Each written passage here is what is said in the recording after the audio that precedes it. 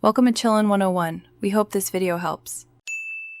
You begin by making the phones discoverable, turn Bluetooth on, and set visibility so devices can find each other. Open your Photos app, pick the exact picture or album. You can select multiple images if needed, then tap the share icon to reveal transport options. Choose Bluetooth. Once chosen, the phone scans. If you see the recipient device name, tap it to initiate pairing.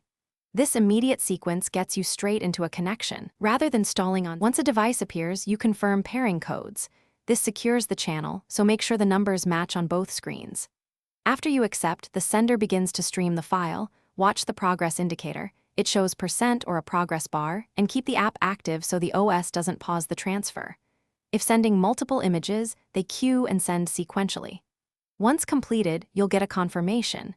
At that point, make sure the receiver saved the image to their gallery.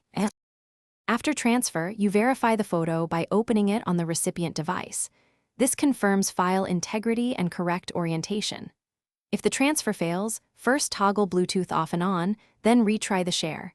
If that does not work, restart one device. This clears temporary radio or cache issues.